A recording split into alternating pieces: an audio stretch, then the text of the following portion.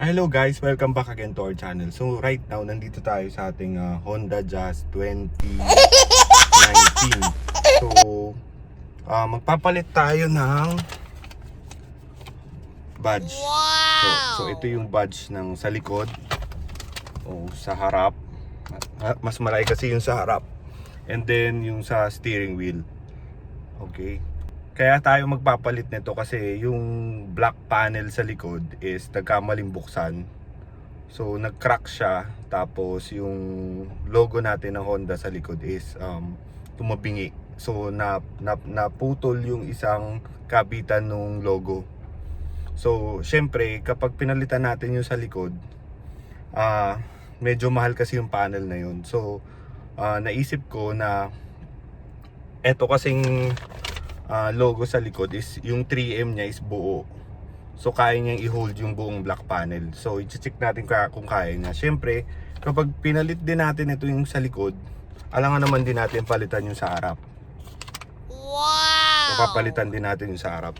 And then, meron na rin siyang kasama para doon sa steering wheel.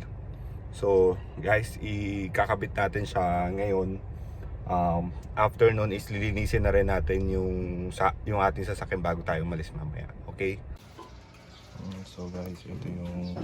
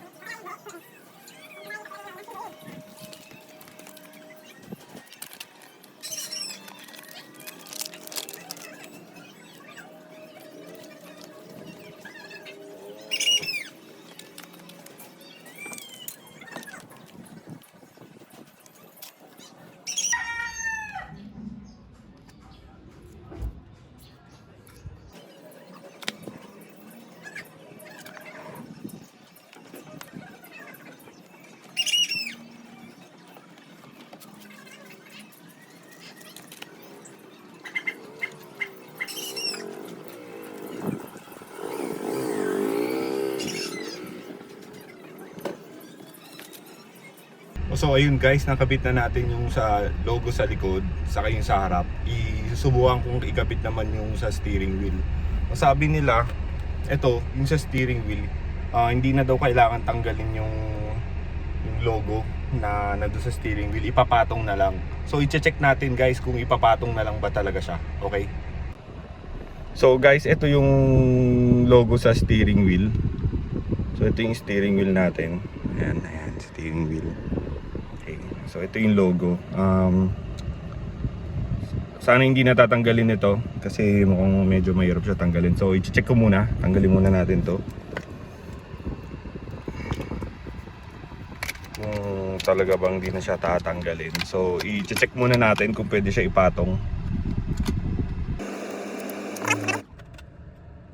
Mainit nga pala sa labas, sobra. Ano kayo ni 10:30 ng umaga. Ito siya. So ang nakalagay dun sa kanyang box is Jace Racing Japan. Hindi natin alam kung original to guys. Pero racing goes on. So maliit lang siya. Ito na siya. So sana ipapatong lang. Natin. Pwede naman siya patong lang. Kaso po tabo.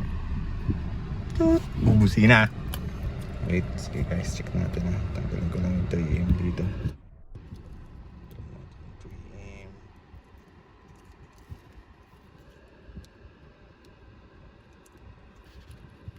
Pero pala natanggal lang 3M pag isang kamay. So dapat yung medyo H na sa baba. So dahan lang.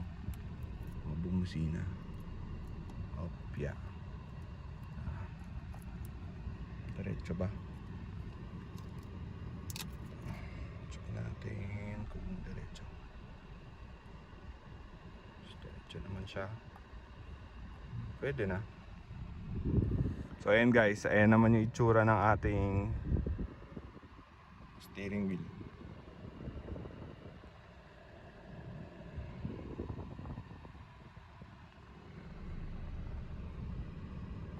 So para terno siya. Din lang natin ng konti para hindi siya pumusina. Hindi naman sensitive ang busina na hindi sa gitna, nasa gilid. Dito siya, kaya hindi siya nagpupusina. May reflection. So yun guys, nakabit na natin yung tatlo. I-ano na lang natin, mag-quick detail na lang tayo kasi alis tayo mamaya. Hindi ko na siya papaka-car wash. Detail na lang natin, medyo mainit. Subukan natin i-time lapse na lang yung ano. Sprayan ko lang siya nung nabili natin na quick detail. Okay, sige guys.